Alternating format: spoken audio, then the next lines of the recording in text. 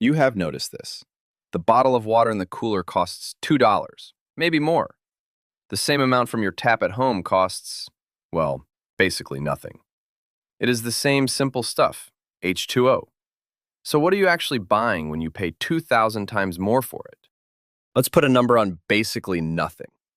A typical American city charges about $1 to $4 for 1,000 gallons of tap water. That works out to a fraction of a single cent per gallon. For the cost of a gumball, you could fill your bathtub. It is functionally free at home. Now flip that. A $1 or $2 bottle holding 16.9 ounces works out to roughly $7 to $15 a gallon. That is a 2,000 times price jump. And at an airport or stadium, it can be 5,000 times or more. Same liquid, wildly different price. If you filled that same plastic bottle from your sink, the water inside would cost you about 4/100ths of a cent. That's not a typo. Not 4 cents, not even half a cent.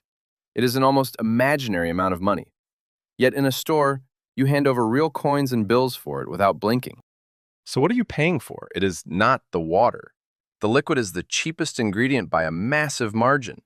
The price lives in everything wrapped around it: the container, the delivery, the cold shelf, and most importantly, a story that makes it feel cleaner and safer than your tap. Think of it like a costume. The hero of the story, the water, is a background extra. The price you pay is for the flashy costume, the logistics to get it on stage, and the marketing that tells you it's a star. Let's walk the bill. Start with the plastic itself. A standard half-liter bottle uses about 9 to 12 grams of PET. The raw material, PET resin, runs around $1 per kilogram in many markets. That makes the raw plastic worth about 1, maybe 1.5 cents before it even becomes a bottle. Then you add the industrial steps. A factory heats a tiny test tube-shaped piece of plastic called a preform and uses high-pressure air to blow it into a full-size bottle. You add a cap and a label. You shrink-wrap cases, you stack them on pallets. After those moves, you are at several cents per bottle before a truck engine even starts. Here's the heavy part: distribution. A 24-pack weighs around 20 to 25 pounds. Almost all of that is the water itself. You are burning fuel to ship heavy liquid and a lot of plastic. Chilled displays in stores use electricity, and the retailer takes their cut. The price is swelling at every step. But what about safety? Who says it's clean? This is interesting. There are different referees with different rule books. Bottled water is regulated by the Food and Drug Administration because it's considered a packaged food. Your tap water is regulated by the Environmental Protection Agency under the Safe Drinking Water Act. Because of that, the systems are different. Cities must test their water on a strict schedule and publish a public consumer confidence report each year. That list shows what they test for and the results. Bottled water has to follow food labeling and quality rules, and its plants get inspected like other food facilities. This is not a scare story about one being better than the other. Both are regulated. The key is that the testing and reporting rhythms are different because the systems are built for different kinds of risks and logistics. One is a utility. The other is a product. Now for the label story.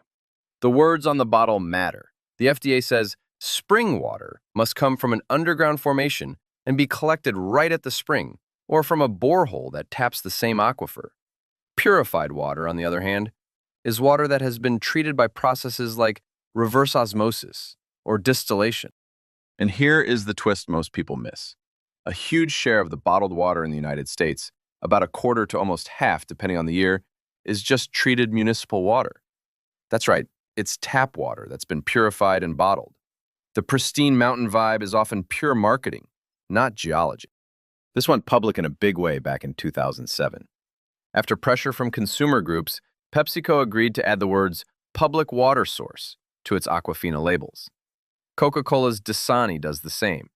They take city water, purify it, and then sell the consistent taste and the trust that comes with a global brand name. That brand power makes the purity story incredibly resilient. In 1990, Perrier famously recalled 160 million bottles worldwide because of benzene contamination. That is a purity nightmare. It should have been a fatal blow to the brand's image of natural perfection. But after fixing the source of the contamination, Perrier leaned back into its marketing. emphasizing that iconic green bottle and those elegant bubbles. Sales recovered. It was a masterclass showing how strong the idea of purity is. Even a real-world purity scandal could not kill it. Other brands took a different path. Fiji Water sold remoteness as a proxy for cleanliness with the slogan, "Untouched by man." That water ships thousands of miles to reach you. The price tag covers the long journey and the dream of a pristine island, far more than the H2O inside. This marketing of purity perfectly timed with the rise of the wellness movement. As people turned away from sugary sodas, water wasn't just a healthy alternative. It became a lifestyle accessory. Carrying a branded bottle of water became a signal of health, discipline, and status. This is why, in 2017, bottled water officially surpassed soda to become America's #1 drink by volume. It didn't just quench thirst, it sold an identity. So you have the story. Now add the situation. The industry thrives on creating tiny monopolies of thirst. Airport security is the perfect example. They make you dump your liquids at the checkpoint. Once you're past the scanners, you're a captive customer. Bottles suddenly cost $3, $4, even $6. You're not just buying water, you are buying permission and immediate convenience. It is the same at stadiums, arenas, and concert venues that ban outside drinks.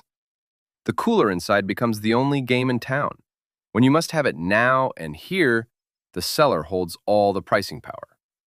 It's a small-scale monopoly, built entirely around your thirst in that specific place and time.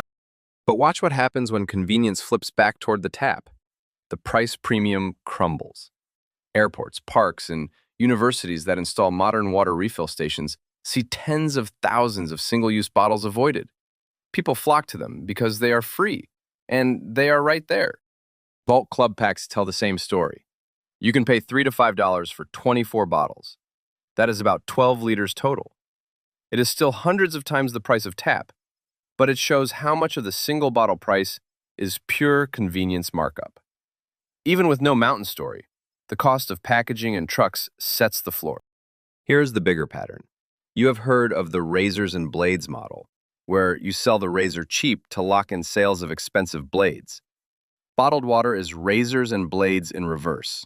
The blade, the water, is practically free. They make all their money selling you the razor, the packaging, the convenient access, and the narrative. You have felt this economic logic everywhere. $4 coffee to go versus pennies to brew at home. Printer ink priced like a luxury perfume. Cinema popcorn that costs more than a steak dinner. In every case, you are paying for the container and the context that makes you want it right now. So let's sum up what you are actually buying in that $2 bottle. The water is worth fractions of a cent. The plastic bottle, cap, and label add several more cents. The truck, the warehouse, and the cold cooler are a big chunk. The store's margin and the massive marketing budget to sell the purity story eat up the rest. But there is another hidden cost. The plastic in that bottle is PET, which is made from petroleum. It takes energy to make the bottle and even more energy to transport it. Shipping heavy water all over the country, or even the world, has a real carbon footprint. That cost doesn't show up on the price tag, but it's part of the bill. And what about recycling? We feel good tossing the bottle in the blue bin, but the reality is grim. In the United States, fewer than 1 in 3 of these PET bottles actually gets recycled, according to recent estimates. Most end up in landfills or as litter. The convenience is temporary, but the plastic is practically forever. So here it is. The cheapest, most effective way to make premium water is ridiculously simple. Move the tap closer to where you get thirsty. A good reusable bottle that you fill at home, a public refill station, even a basic $20 filter pitcher if you dislike the taste of your tap water. When you change the convenience equation, the entire multi-billion-dollar purity story collapses. Because the price was never about the H2O. It was about the plastic, the access, and the carefully crafted idea in your head. If you love breaking down the hidden economics of everyday things, you are in the right place. Subscribe for more surprising looks at why ordinary stuff costs what it does. Drop a like if this saved you a few dollars, and let us know in the comments what we should break down next. See you next time.